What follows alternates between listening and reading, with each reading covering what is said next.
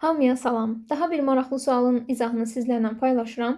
Bu sualı sonuncu videomda, yəni bundan əvvəlki videoda paylaşmışdım. Həmin videonun şərhlərinə baxdım. Heç kəs doğru cavabı yaza bilməmişdi. Çünki bu sualda diqqət edilməli olan iki xırda məqam var, hansı ki həmin məqamlar bir çoxlarının gözündən qaçmışdı. Bu videoda isə həmin sualın izahını paylaşacağam.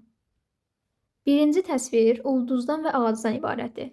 Ona görə belə yazıram. Ulduz, üstəgəl ağac və bu təsvirdən 3 dənə olduğuna görə 3-ə vururam. Bərabərdir 21. Buradan ulduz və ağacın qiymətini tapa bilərik. 21 bölünsün 3, 7. Deməli, bu təsvirin qiyməti olur 7.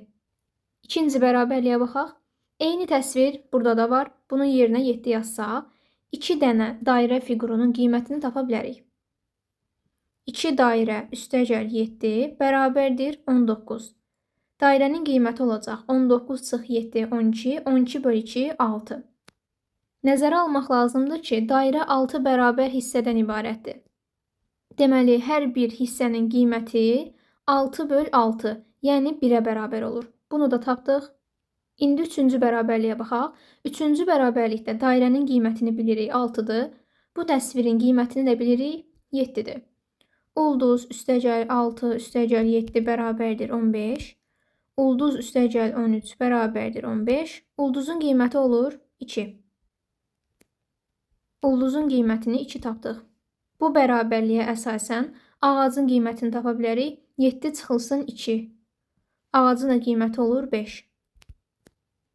Dairənin qiymətini isə 6 tapmışdıq. Bayaq da vurğuladım ki, dairə 6 bərabər hissəyə bölünüb və hər bir hissə 1-ə bərabərdir. Ona görə mötərizədə 1 yazıram. Digər xırda məqam isə ağacın bölündüyü hissələrin sayıdır. Bu şəkillərin hər birində ağac 5 qatdan ibarətdir. Amma burada ağac 6 qatdan ibarətdir. Tapmışdıq ki, 5 qatlı ağacın qiyməti 5-ə bərabərdir. Deməli, ağacın hər bir qatı 1-ə bərabər olur.